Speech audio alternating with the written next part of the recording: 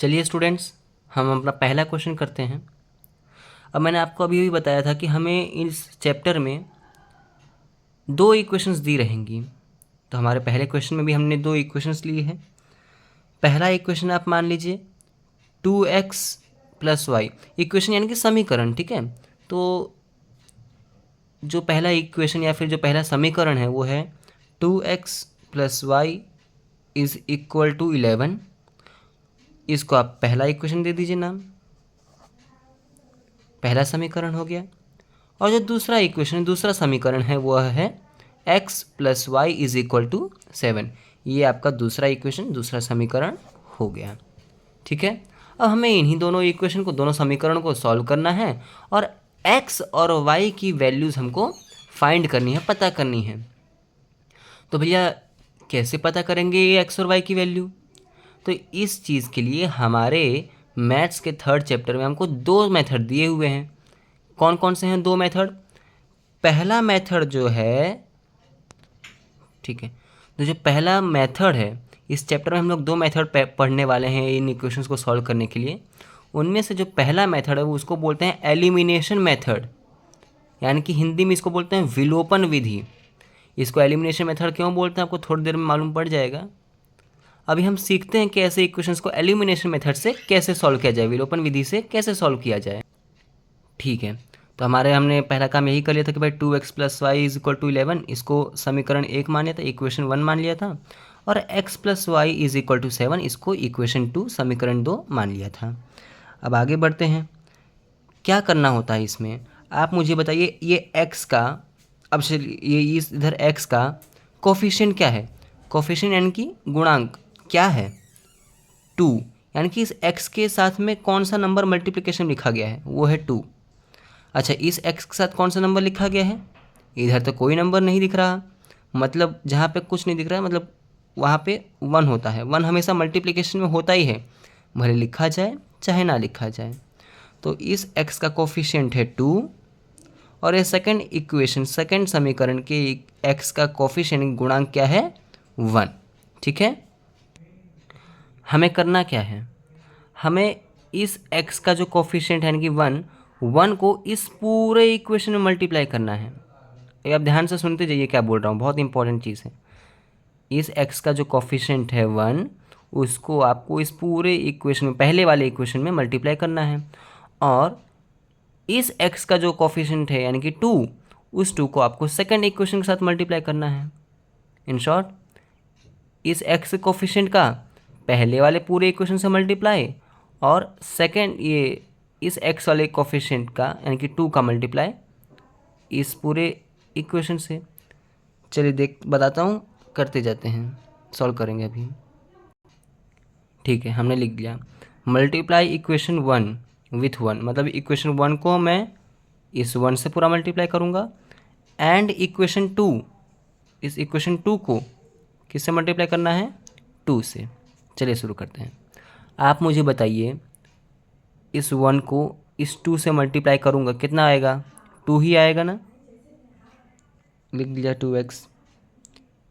फिर इस 1 को, अब इधर भी कोई नंबर नहीं है, y के साथ कोई नंबर नहीं, तो क्या होगा? 1 ही होगा।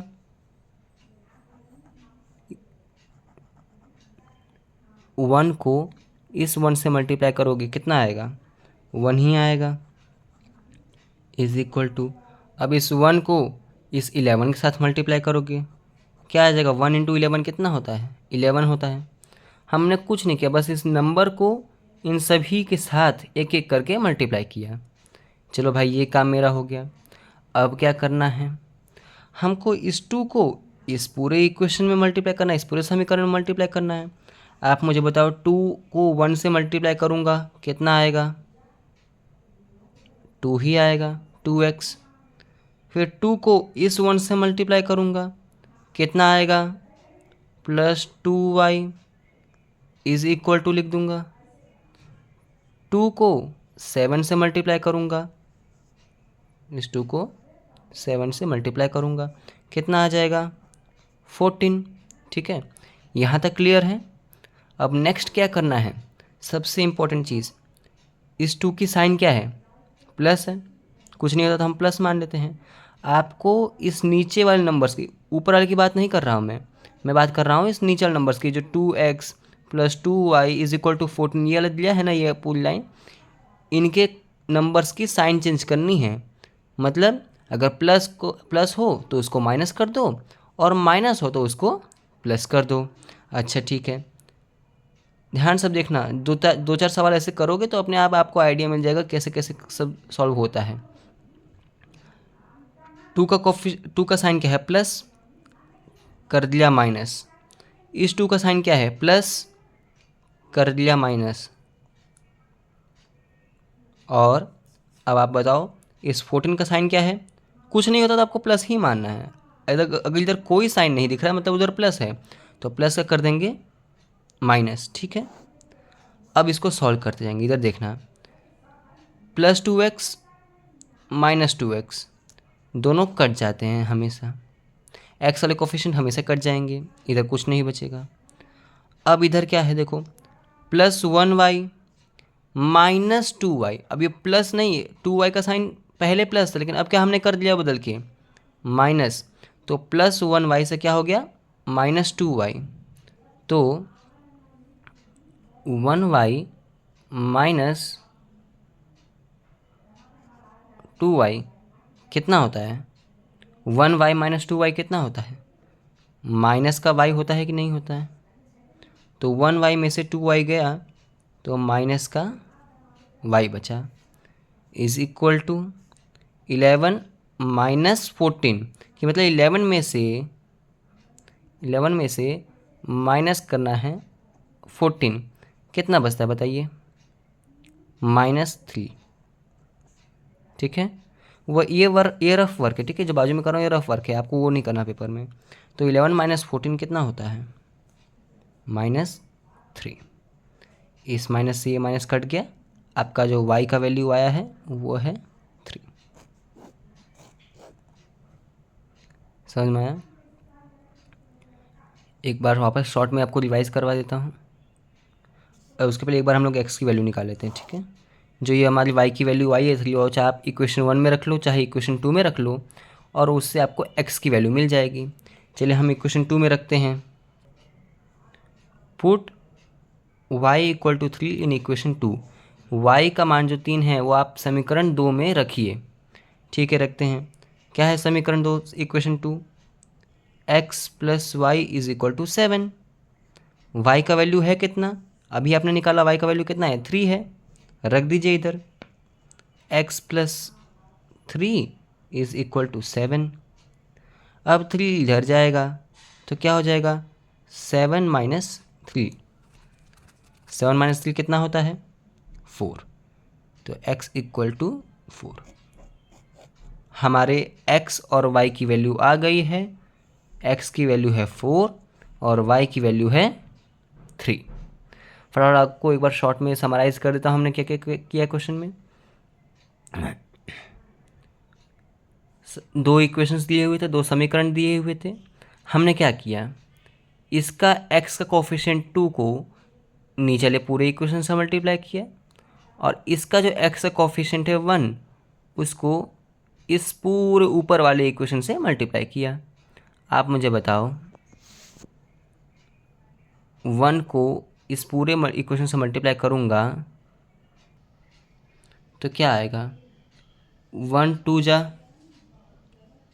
2, 1 को 2 से मल्टीप्लाई किया तो 2 आया, 1 को 1 से मल्टीप्लाई किया तो ऊपर भी 1 आया, 1 को 11 से मल्टीप्लाई किया तो ऊपर भी 11 आया। ठीक है, मेरा पहला बन के तैयार हो गया इक्वेशन।